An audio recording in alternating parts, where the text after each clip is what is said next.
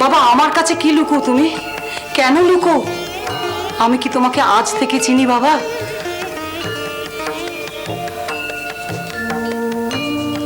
সত্যি তুমি চিনেছো আমাকে? কি মা বলো, আমাকে চিনেছো? না বাবা, সত্যিই চিনিনি। তাহলে সংশয় কেন গো? সংশয় কেন? কি বলি বলো দেখিনি।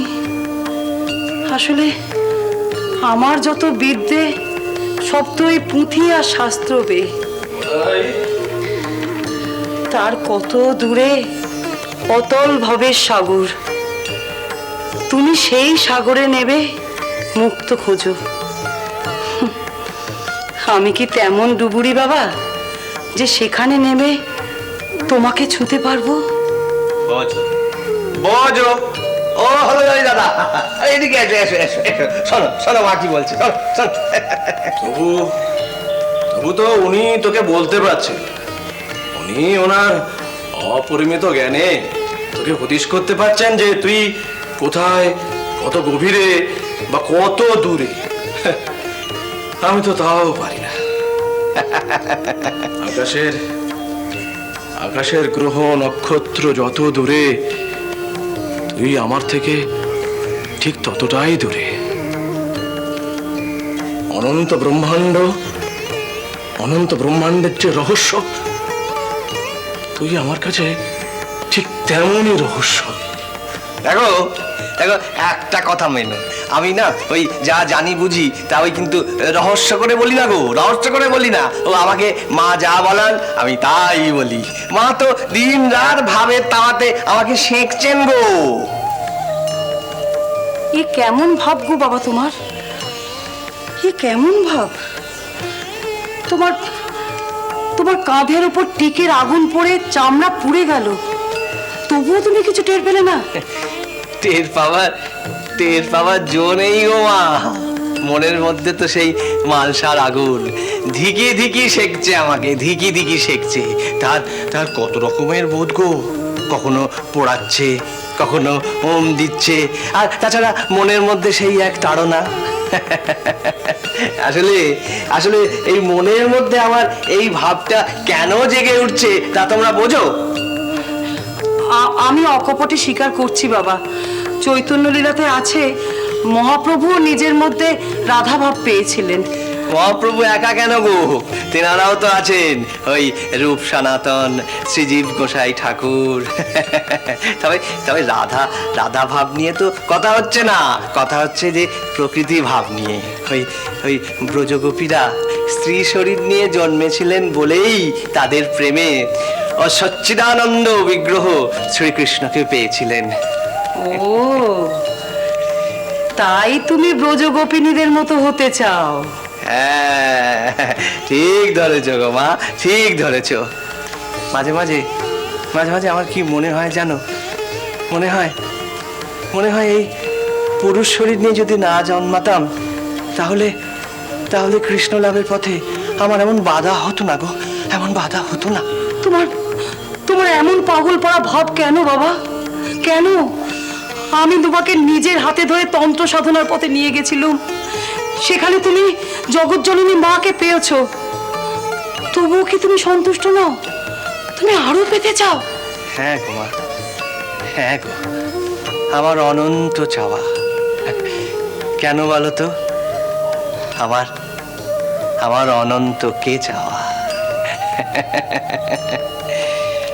অন্তহীন অন্তহীন তার যত রকম রূপ আছে, তত রকম গো, তত রকমের। কঠিন তন্ত্রের পথে সাধনা করতে গিয়ে ভয়ঙ্করী মাকে পেয়েছি, ব্রহ্মাণ্ড প্রসবিনী নির্মুণ্ড মানিনী মা। আবার আবার বাৎসল্য রসের ধারায় ভগবান শ্রী রামচন্দ্র রামলালা হয়ে আমার কাছে ধরা দিয়েছেন। তাহলে তাহলে প্রকৃতি ভাবে আমি কেন শ্রীকৃষ্ণকে পতি হিসেবে পাবো না? তিনি যে আমার স্বামী গো, যিনি যে আমার স্বামী, এ জন্মে যদি না পাই, তাহলে তাহলে আর জন্মে তাকে পাবো। তবে তবে রূপ পাল্টে কোনো সৎ ব্রাহ্মণের ঘরে আমি আমি বাল বিধবা হয়ে জন্ম নিতে চাই। আর আর তাকে তাকে আমার নিগড়ে ধরে রাখতে চাই গো। আর আর যদি এক জন্মে একবারের জন্য পাই, তাহলে তাহলে জনম জনম ধরে তাকে আমি আমার বাঁধনে বেঁধে রাখতে চাই গো। এমনই এমনই আমার কৃষ্ণ প্রেম গো, এমনই শ্রী রাধার প্রেম। আর জনমে রাধা হয়ে কৃষ্ণকে পতি পেতে চাই, কানু প্রেম বিনে এ অভাগিনী আর কোন গতি নাই, আর কোন গতি নাই। আর জনমে রাধা হয়ে কৃষ্ণকে পতি পেতে চাই, কানু বিনা এ অভাগিনী আর কোন গতি নাই, আর কোন গতি নাই। কেন এমন হয় বলুন তো কৃষ্ণ কিশোর বাবু? বাবা পুজোর কটা দিন যানবাজারে কাটিয়ে আসার পর আমার মনের মধ্যে অদ্ভুত একটা ভাব চেপে বসেছে। বিরাট